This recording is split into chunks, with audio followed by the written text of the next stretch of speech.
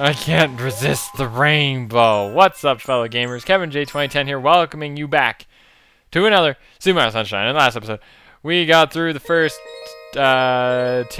second two missions of Noki Bay, the boss of the tricky ruins and the red coins in a bottle, and we got the secret star that coincides with the tricky boss, the tricky mazes boss or whatever. Anyway, oh Mario, you're finally getting out of the ocean's bottom. Grandpa's waiting for you up top. Oh, don't forget to wear this. You can use this rope. That's what his voice should be like. You can use this rope on a shortcut to reach Grandpa. That's what his voice should be like.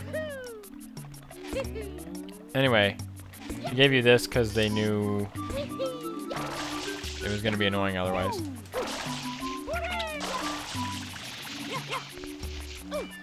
Anyway, so we're getting to the top rather quickly. And then I run into a sign. Anyway, we're already... Man, it's a lot easier to climb that thing. No, off the wall. Dude, this thing is totally off the wall. Off the heezy. Anyway, so Grandpa's up here and he's just like...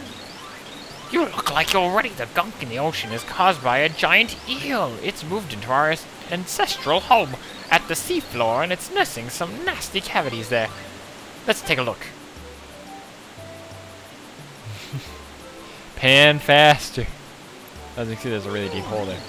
The newly uncorked waterfall created a gap in the pollution that you can use as an entrance. Jump right in, dive into the bottom of the ocean, and clean the eel's teeth. Doing so will ease his pain, and he will return from whence he came. No doubt about it. Now gather your courage and dive! Dive! And we have like another secret world within secret worlds. We have the kind of like the next boss in Noki Bay. This level I like, but again, I don't like the controls of Mario. Anyway, so basically, those 4 glowing lights, my sensors show highly toxic materials approaching. Apparently, Flood also has toxic sensing powers. Anyway, this guy at the very bottom is actually an eel. I don't understand why there's lights on both sides. I guess it's like an angler eel. And by angler eel, it's like an angler fish with an eel. Anyway, you go and come up, and you gotta spray his teeth. I'm not sure if he's trying to eat us or not, but you gotta spray off his teeth. Get rid of his cavities. Well, considering that it seems like Nintendo doesn't know what a cavity is. A cavity isn't the gunk. A cavity is just a hole. I can't spray those off while he's trying to inhale me, can I? Well, that's just stupid.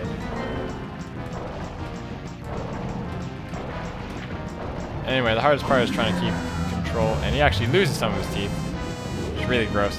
It was actually an inherent fear of mine, was ever losing my teeth. I don't know why, and I should probably brush my teeth more. But always was one of those fears of mine that I would kind of like, I would not want that to happen. I also would never like a, one of the things I also would never ever like to happen are the kind of injuries, you know, the ones that you would, those ones that everyone looks up YouTube videos of, and it's like really gross, and the guy's like leg bends backwards and stuff. That stuff, hate it. Instantly hate it. And the sad thing is, it's happened to me twice. I've had injuries that people would have been like, oh, dude, oh, man. In fact, with one of my injuries, it was so bad that it was one of those like, oh, my bones were in such a weird position that people were just going to be like, oh, man, oh, dude. I never was one of those guys to like those injuries, but I've had 2 of them already. And let's not have any more. If you want to have a gross conversation, I've talked to some people about this, and they got all like, ah, dude, stop talking. But anyway, I'm going to talk about it anyway. When I was in grade 5, I broke my arm, but I broke my arm clean in half, like, legitimately. Like, it looked like there was, like, another joint in my arm. Like, there was a bend, and there was another bend. So yes, there was a lot of that. And the other one was, that one came out. That one actually has a cavity, as you can see. Anyway, the other one that happened was the summer between grade 11 and going into grade 12. grade 12. I sound like I said grained. Anyway, grade 12. I had inadvertently had a, I played baseball, actually. I've been playing baseball a lot in the summer. It's kind of my thing. I played basketball during the winter, and I played basketball during the summer. And basically, I went to swing the bat. Oh, I didn't really explain how I broke my arm. I broke my arm pretty much by standing on my brother's Power Wheels, and then he gunned it forward. And those things don't go very fast, but I lost my balance, and I just landed flat on my arm. And by flat, I mean like straight on. Like my arm went straight into the ground, and that's why it broke. Anyway. Oh, that last one. I gotta get that last one. But I'm running out of coins at the same time. Anyway, I'm gonna get coins. But anyway, as I was saying, I played baseball in the summer. And I'm not particularly good at baseball, mind you, but I mean, I played. Better than some people, let me tell you. It's better to have exercise than no exercise. But anyway. Oh geez, I can't outthrust that. Anyway, basically, I went to swing, and oh, those might just be his nostrils or something. Oh, one's no, I don't get it. Anyway, basically, I went to swing, and it was an up and inside pitch, and it was kind of, I shouldn't have swung on it at all. It was really far. It was like really bad. It was really up and in. But because of that, I kind of fell back onto my leg.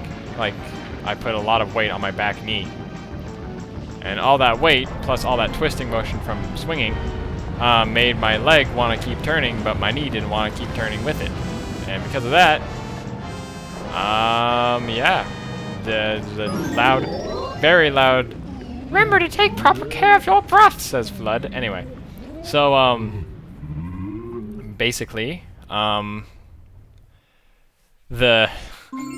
was a heart. Oh, it's adorable. Anyway, basically, the knee didn't come with the rest of my leg, and my knee was dislocated. And yes, it stayed out of position, and it was rather gross. And when the EMT showed up and they cut off my baseball pants, they they showed it off to the crowd. Everyone else got to see it. I couldn't see it because I was lying down, and I didn't even want to move. That was one of the most uncomfortable pains I ever had. When I broke my arm, it was bad, because like you broke your arm, but breaking bones actually does not hurt. I will say that right now. Breaking your bones does not hurt all that much, but breaking your bones can get very uncomfortable. When I dislocated my kneecap, keep in mind, the way your knee works is your kneecap is not attached to any bone. It's attached to a couple of ligaments. It's attached to a couple of ligaments that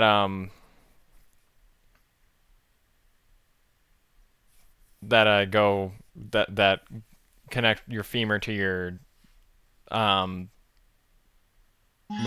your shin.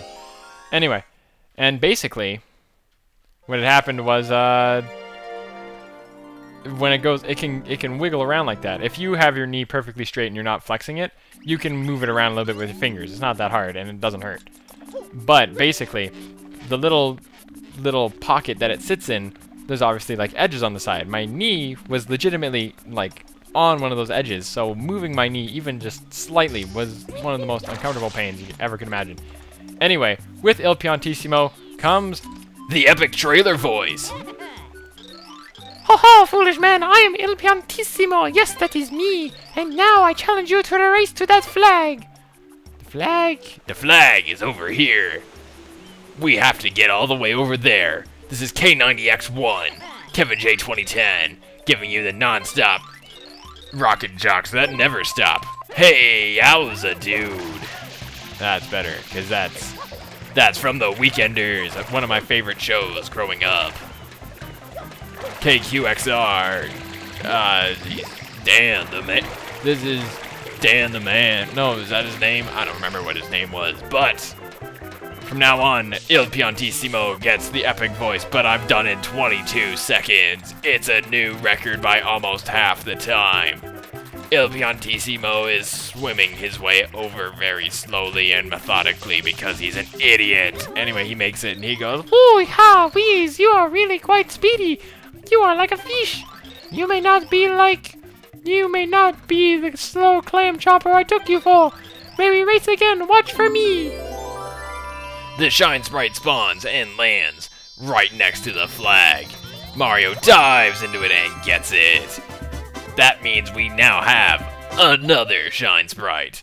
I have a feeling that no one has made their way to this point in the video because of the gross conversation I had earlier. Anyway, let's save the game. Okay, and we're back to normal voice. That is a very fun voice to do, let me tell you. It hurts, but it's fun and easy. Anyway, let's go for one more Shine Sprite, because I am feeling very, very, very risky, and I feel like I can get this all done. Anyway, I feel kind of bad that I haven't gotten any Shine Sprites. By Shine Sprites, I mean blue coins. I'm just gonna grab this one because it's right here. Because I really don't want to I really don't want to get all 30 blue coins in one run. Like when I do my roundup, I don't want to get all of them at once. That was part of the plan when I did this project.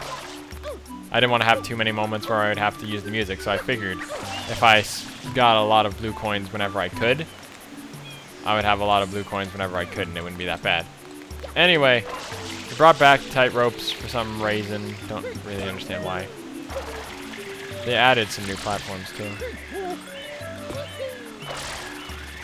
I know what these things are called, but I don't like them. I'll tell you that right now. I don't like them. Where's the shell? The shell's up there. Okay.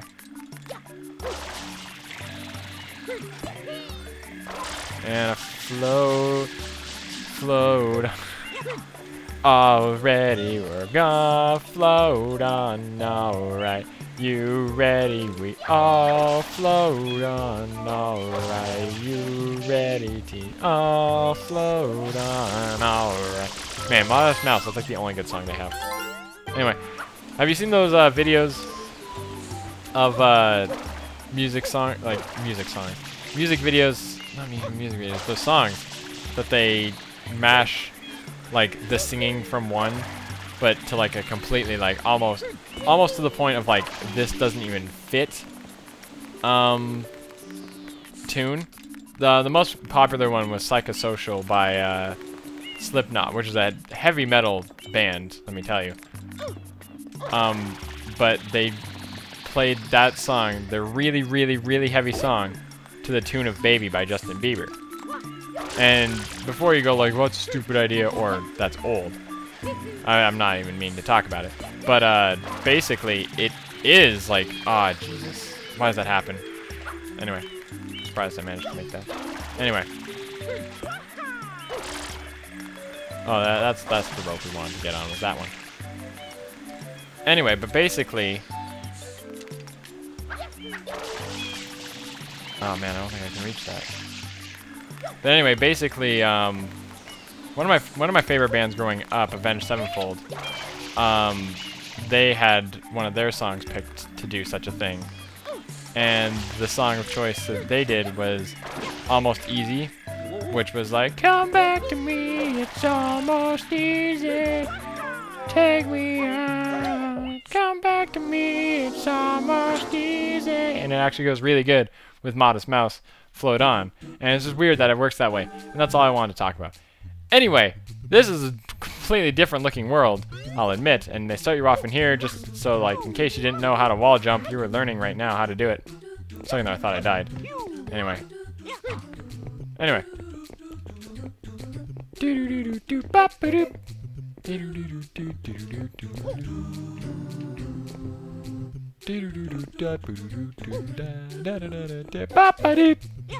Oh, thought I was dead there. I don't like how they make you do this, because the aiming on that is really wonky.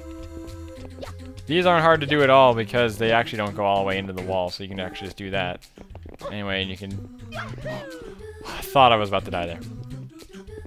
I don't like how you can't turn and climb at the same time. I don't know, maybe I've been playing Skies of Arcadia and that Makes sense. Because you can do that in Skies of Arcadia. You can be like rotating and climbing up at the same time. No. Up. And up. Up. I really like how they did this. This is really nice. I really like how they... Oh. Oh, jeez. Okay. Making you do these corner jumps. That's really cool. That is adding legitimate challenge. These are the ones... This is something that Super Mario 64 did really well. Super Mario 64 put kind of stuff like this in the game because it is challenging. But like this... Like Super Mario 64 was all this. But Super Mario Sunshine is a lot of like, let's add things that the FLUDD can do. This is gonna be a weird jump to land. No! Ho, ho, ho, ho. I made it all the way to the top. To the tip of the tip. Tip of the tap, and I screwed it up. Okay, so we're back here.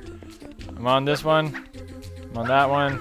I'm on the top. There. There. Jeez, that was... It's not even supposed to be as hard as I've made it out to be. But I screwed it up. My Sonic player syndrome comes out a lot when I'm doing this too. That's what I'm gonna call it. I don't care if SPS is taken as skinny pants syndrome. But got it. Basically, Sonic player syndrome is just the syndrome of essentially like inevitable speedrunning. Some of it comes out of anger and stuff. But anyway, I'm done for now. Next time on Super Mario Sunshine, we are gonna hopefully get close to finishing off Noki Bay, and I'll see you guys all next time.